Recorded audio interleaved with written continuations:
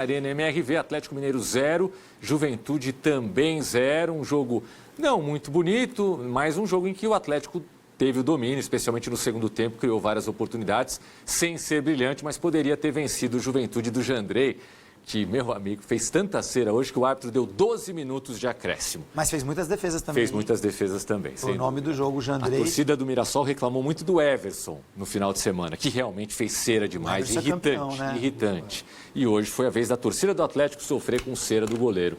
Linha do tempo, olha lá, bola na trave do Rony. O Rony foi o personagem da partida.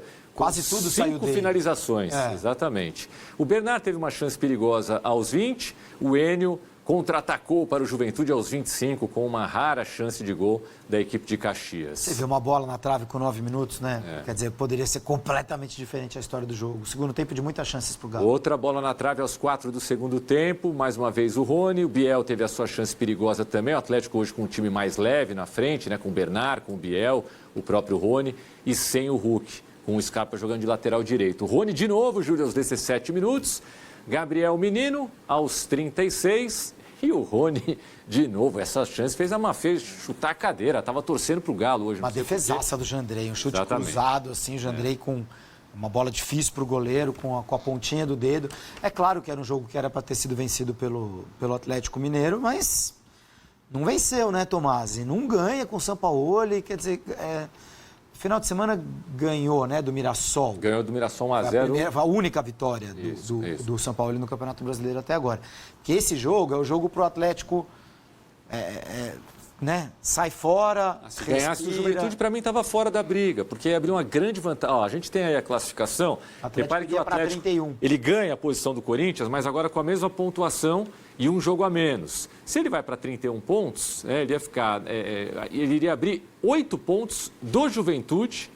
9, né? Porque o Juventude teria ficado com 22. Perdão, perfeito. 9 pontos com um jogo a menos do que o Juventude, né? E o Vitória. 9 pontos do Vitória também com um jogo a menos. Quer dizer, seria já uma distância, uma gordurinha significativa para o G4. O Juventude conquista um ponto que não vai mudar muito a história, mas imagino que será comemorado, né, pelo Carpini e pelo elenco, porque é um jogo difícil. Porque o Juventude está ali, né? Ele está há 2 rodadas boas para sonhar, né, com sair da vaga. É que esse Z4 está ficando cada vez mais com cara de Z4. Se o Santos ganhar do Grêmio amanhã, se o Corinthians Internacional, um dos dois vencer, quer dizer, vai ficar só um lá para trás, ou Corinthians ou Internacional, né? Um pouquinho mais próximo ali do Z4, você tem razão.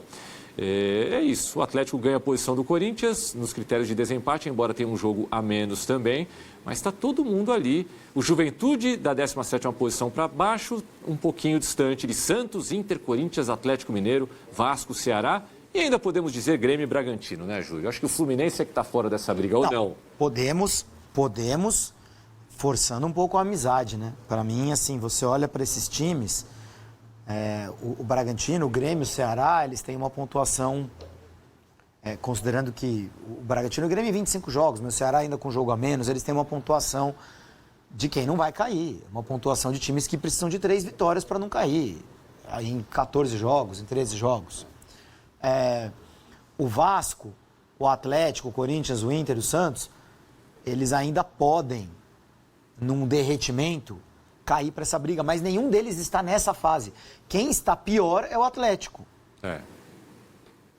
Que acaba empatando contra o Juventude, jogo em casa, tem Sul-Americana, tem técnico novo, um técnico que, quando não encaixa logo de cara, a impressão que a gente tem é que não encaixa nunca, né?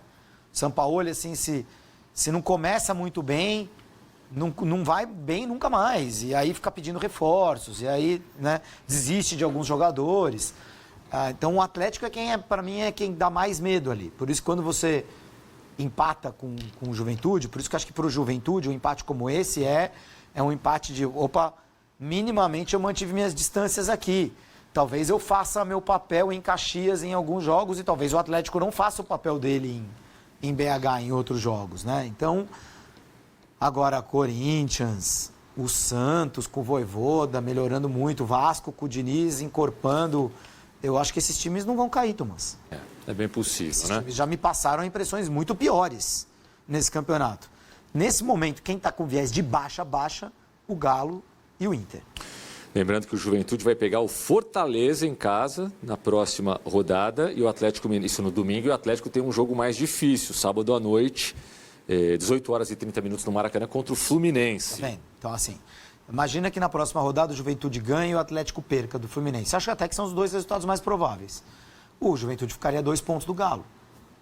Com um jogo a mais, mas 2 pontos. Sim. Você está na disputa. Por isso que era importante para o Juventude sair de BH com 1 pontinho hoje. Estava pensando, estava com dúvida aqui, a gente já tem as rodadas definidas depois, a partir da... Não, ainda não. Não tem, né? É a data FIFA agora de outubro, só e um pouquinho depois, mas nada... Amanhã, né, devem ser anunciados alguns.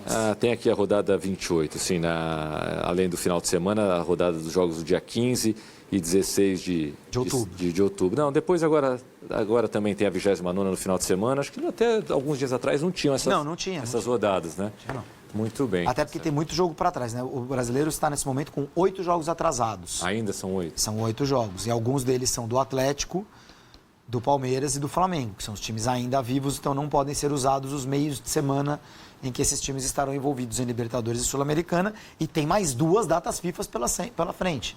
A de outubro e a de novembro. Então, vamos ver como é que a CBF vai organizar isso. Ô, Júlio, no finalzinho do jogo entrou o Dudu, que com o Sampaoli... Né?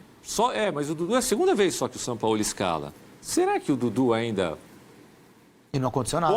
Pode ajudar o Atlético nesse campeonato? Um jogador da qualidade do Dudu, mas que já não estava bem no Palmeiras, não foi bem no Cruzeiro, numa rápida passagem, rápida como era o Dudu antigamente no ataque, e agora não consegue também se firmar no Galo. Eu acho que a carreira do Dudu nesse nível já acabou. Sim, nesse nível, digo, time grande, grandão do futebol brasileiro. Eu acho que não tem mais. Se eu fosse o Dudu, estaria pedindo para o empresário ali uma vaga no Alfaté, no Gol dos Grandes, pode até ser, pode emplacar. Ali é que como estrangeiro é difícil, né? Mas tá tão difícil encaixar estrangeiro. Os estrangeiros voam nessas equipes, né? Não, então, tá tão difícil encaixar estrangeiro, né? Tem o Marcos Leonardo fora. Pois é. Então, por isso que eu tô falando do Alfaté como um exemplo de time pequeno, médio da Arábia Saudita, mas na Liga Saudita que paga muito bem. Faz um último contrato grande, aí um último contrato bom da carreira. Catar, Arábia Saudita, porque eu acho que em clube grande brasileiro, o Dudu não vai jogar mais como titular, não vai ter mais minutagem. Para a gente terminar, por hora, Atlético Mineiro 0, Juventude também 0. Trabalho do Carpini é bom no Juventude, apesar da zona do rebaixamento? Poderia ser melhor? Não dá para fazer muito melhor? Não dá para fazer muito melhor, eu acho. Não dá para fazer muito melhor. O Carpini, ele salvou o Juventude mesmo, né? 2 anos atrás. Ou ele subiu o Juventude? Não, ele salvou o Juventude. Né? Não, acho que ele... Ele subiu. Subiu o Ele está falando que ele subiu. Subiu e aí ano passado se manteve com...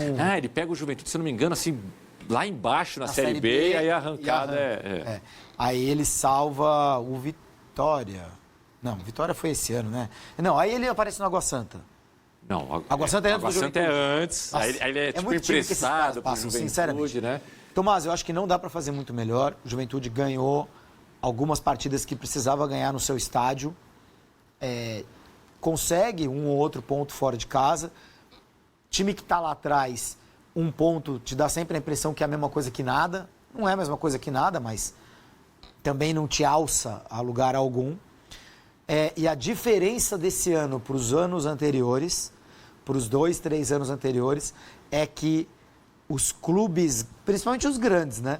Os clubes grandes, ou mesmo os de potencial chance de rebaixamento, que estão fora da zona de rebaixamento, eles estão mais acima do que nos anos anteriores.